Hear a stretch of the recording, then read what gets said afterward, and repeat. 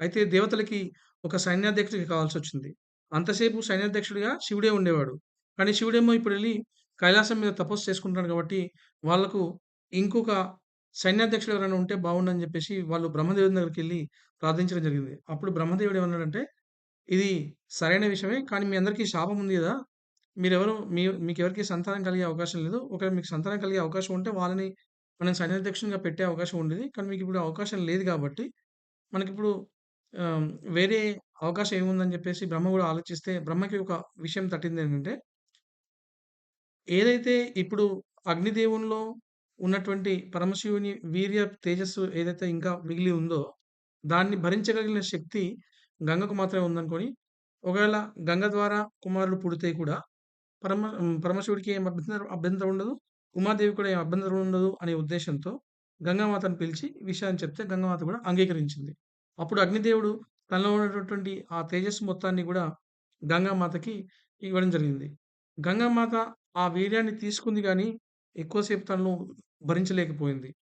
దీన్ని నేను విడిచిపెట్టాలి ఎక్కడైనా అంటే, ఇప్పుడు బ్రహ్మగారు ఏం చెప్పారంటే మీరు హిమాలయ పర్వతాల మీద వదిలిపెట్టమని జెప్పారు. అప్పుడు గంగమాత అక్కడ వదిలిపెట్టినప్పుడు అక్కడన్నీ రెల్లు పొదలుండేవన్నమాట. ఆ రెల్లు పొదలను విడిచిపెట్టడం జరిగింది.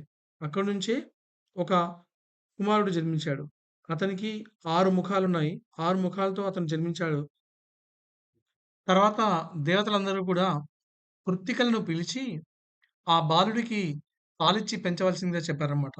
అప్పుడు 6గురు కృత్తికలొచ్చి 6 ముఖాలు కలిగిన ఆ బాలుడికి పాలిచ్చి తనని పెంచడం జరిగింది. కృత్తికలు పెంచారు కాబట్టే ఆ బాలుడికి కార్తికేయ అనే పేరొచ్చింది. అదే విధంగా 6 ముఖాలున్నాయి కాబట్టే షణ్ముఖుడు అనే పేరొచ్చింది. ఇంకొక విశేషం ఏమిటంటే స్వర్గలో దేవలోకంలో ఉన్నటువంటి గంగామాత ఈ కార్య నిమిత్తము అంటే కార్తికేయునికి జన్మ ప్రసాదించే నిమిత్తమై ఆమె భూలోకానికి కూడా వచ్చింది. ఈ పనైపోయిన తర్వాత మళ్ళా కింది లోకానికి కూడా వెళ్ళిపోయింది. అందుకోసమే గంగామాత 3 లోకాల్లో కూడా ప్రవహిస్తూ ఉంటుంది అని చెప్తారన్నమాట.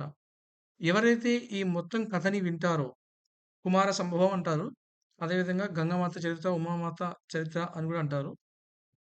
ఈ కుమార సంభవం అనే ఘట్టాన్ని నెలల కడుపుతో ఉన్నటువంటి యువతులు కనుక విన్నట్లయితే వాళ్ళ కడుపులో ఉండే బిడ్డ ఎవరైతే పుట్టబోయే బిడ్డ ఉందో, ఆ బిడ్డ మంచి శక్తి సామర్థ్యాలతో, మంచి నిజాయితీతో, విలువలతో పుట్టే అవకాశం ఉంటుందని ఒక ప్రతీతి. ధన్యవాదాలు.